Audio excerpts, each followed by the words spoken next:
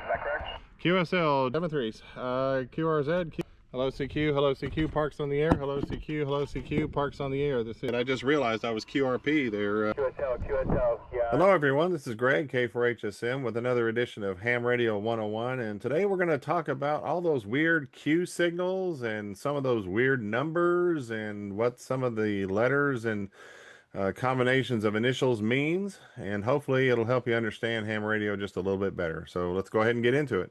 Back many years ago, before the era of ham radio and wireless, the wired telegraphy operators would often use Q codes to shorten some of the messages. It would save time, and rather than having to pound out on a brass telegraph key, "What is your location?" they would just simply type out 3 letters, and all the operators knew what those 3 letters meant. Some of these have more Morse code meanings and are not really uttered, but sometimes on the radio, when you're on 2 meters or on HF, you'll hear them. Again, it's just a way of acknowledging certain elements of the hobby. Okay, so here is a chart of some of the Q codes that are often used in ham radio. Again, some are used when you're referring to Morse code and you're using CW. Others are what they say on voice, like on HF, on the high bands, like 20 meters and 40 meters, and even on 2 meters. So let's start out with QRZ or QRZ. Typically, hams will say that as to ask who is calling me, or is somebody out there trying to reach me. So if you're doing a Parks on the Air, or if you're doing a contest, or if you're doing a field day event, and you're making contacts and multiple stations may come in and you pick 1 or 2 letters out, you will say something to the effect of QRZ, the alpha station. That's one way to call QRZ. Some will say QRZ or QRZ as just a means of calling out. They'll say, this is K4HSM, QRZ. And even though no one may have been trying to call them, they still put it out there as a way of saying, now is your chance to try and reach out to me.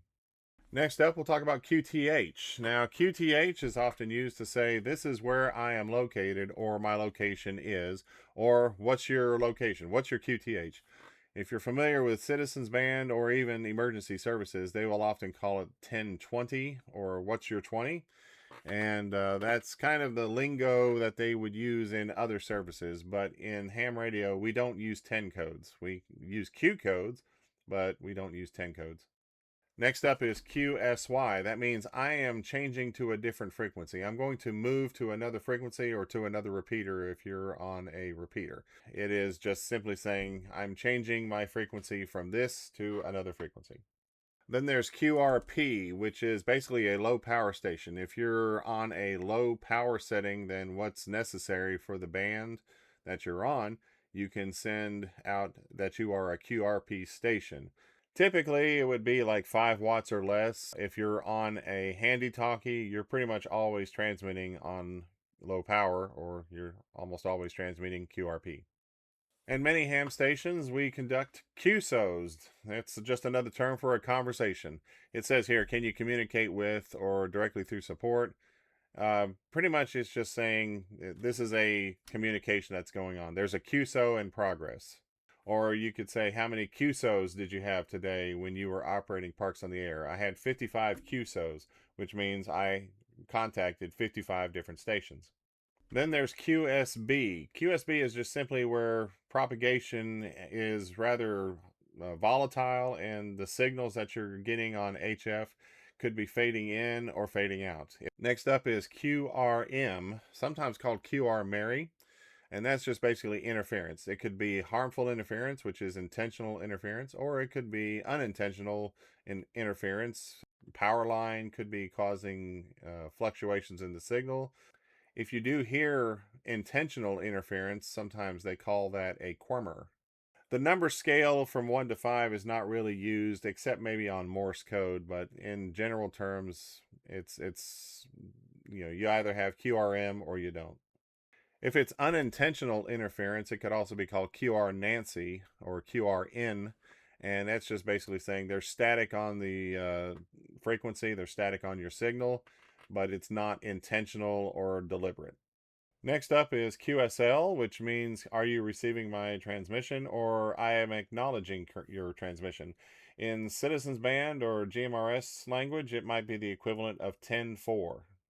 One thing ham radio operators like to do is send out QSL cards. That's basically a reception report that has been sent out through the mail. And this is an example of a QSL card.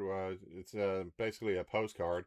And on the back of it, you'll have the contact information, who you made contact with, the date and the time, the mode, the frequency, the signal report, what's known as RST. The RST comes in two different forms, the one that you send out to that station and the one that that station sends out to you, as well as any notes that are included by the operator. Next up, we'll talk about QST, which is basically short for calling all radio amateurs, or basically it's a general broadcast out to all that are listening. We sometimes may say QST when we're sending out weather bulletins from the National Weather Service during a Skywarn net.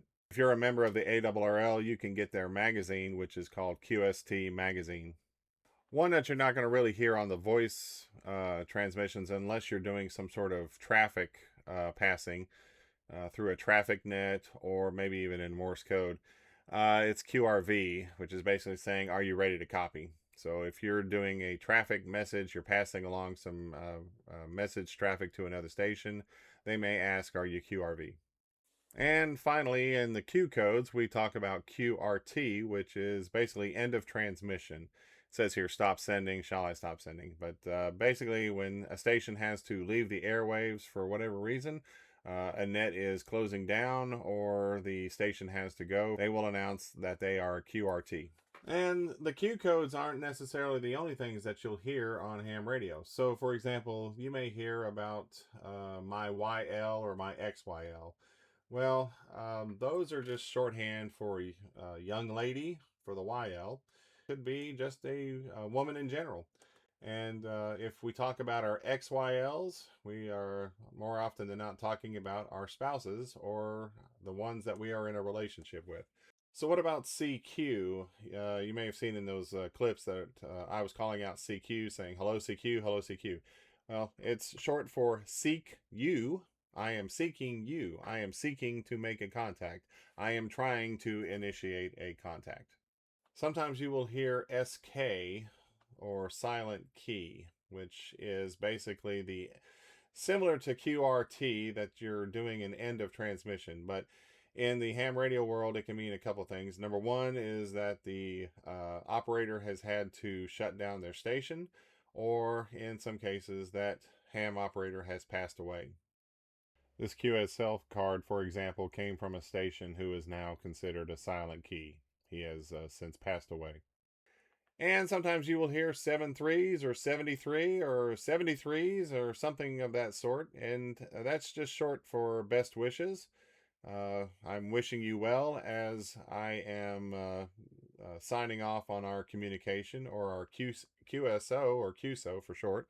And sometimes when you hear two people that are talking to one another in a ham talking to their XYL, you may hear them say 7-3s and 88s or just 88s, and that's simply sending out hugs and kisses. And with that, this is Greg, K4HSM, saying 73s, and we will talk to you next time.